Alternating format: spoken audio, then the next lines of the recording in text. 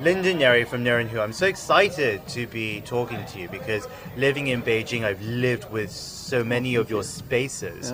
Yeah. It's incredible to see how everything has evolved in the last year for you or so. Well, thank you. It's been fun, especially in China, doing all this, exciting and experimental interior spaces and architecture, and that's part of sort of the energy that's driving sort of our practice. Yeah. And I was thinking, you're here to design. Not to design, to identify who was the winner of the best interior institutional. Did you find that same excitement that you were talking about just then? Yeah, initially it was a bunch of submissions, obviously, and they were all piled up quite in a rigorous way. And but as I was going through it, there were actually things that surprised me. Surprised me in that they were more pedagogical by nature. They were more academic, and that's always good to see, especially sort of in a very commercial setting, especially in Asia, wherein people tend to just go for solving the problems and solutions. I think truly the winner that we've selected start to focus on research and a certain, not just experimentation, but sort of a pedagogical vision. Which and that's exactly what someone said. I asked someone essentially, quote unquote, what makes a good designer?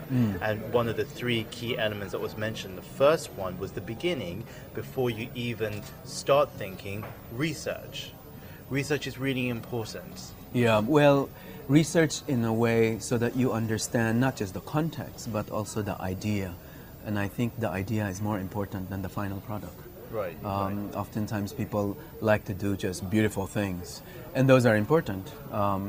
But the most important thing is really the concept behind every project. Well, let's refer now to the range of projects that you saw, and you can, or you don't, if you don't wish to, refer to a specific project. But what are some of the words?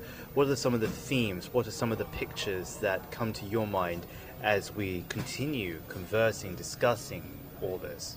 There was one project in particular in my the institutional section that stood out for its clarity, conceptual clarity, and the passion, not so much just research per se, but the passion behind the research. And it made me want to know more about the project. And I think that's important. Interestingly, was that person the winner? Yes, it is. It was. There was one clear winner. There was one. Oh, there was one. There was winner, one absolutely. cleaner in my yeah. Because the wonderful thing about being a student judge is that you're not necessarily judging the best. Yeah. You're also looking for the potential, the kind of quality that is maybe perhaps not as common in the next person. Something that you can take even quite raw and give it a bit of a polish. And in some ways this is too.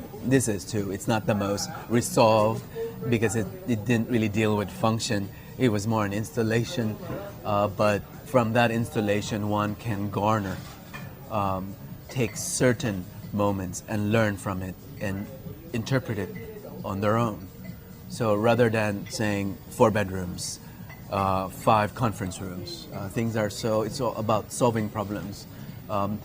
There were trying to find a runner-up was harder because then all of a sudden there were a lot of competent schemes. And I was wondering if we minus the winner, minus that clarity that you were talking about, obviously it would have been a much tighter competition in itself. I would think so, yeah. Would it have been necessarily a disappointing one? No, not necessarily. Not necessarily. It's just, I would say it's more positive that this one surprised me more than anything else. I would have easily picked a winner among the other competitors, but this one just stood out. It surprised me more than anything else. You can look back to your days as a student. What was it that you wanted to achieve when you put pencil to paper or pen to paper? And when you look back, is that something that necessarily carried right through the years? Have your ideas changed as to what makes a fantastic designer? Yeah, certainly. I've matured more, but I think I remember I had my thesis advisor was a man called Rafael Maneo. and he was one of the hardest critics. And for the longest time, for 3 years at Harvard, I thought he just did not like me.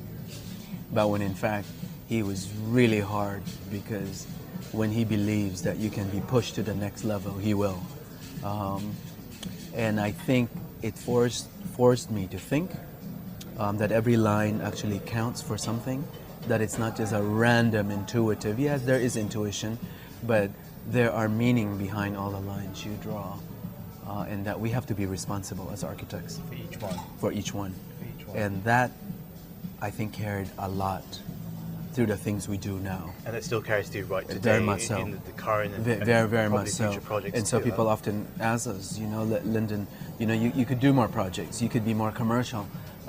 We've been always criticized that perhaps we're not as commercial. Our retail space in Shanghai called Design Republic, you might have been there, is extremely raw, and people always say, if you put sort of sofa sets together, dining sets together, it will sell more. But I'm not as interested in selling more as educating people of the essence of design and the importance of it in our lives. That's fantastic, because I'm sure our students will hear that not only with their ears but also with their souls, and hopefully yeah. they'll take what applies to their Yeah. lives and their works and Yeah. carry that forward. Yeah. Lydon Neri, thank you very, very much. Thank you. Thank you. Thank you.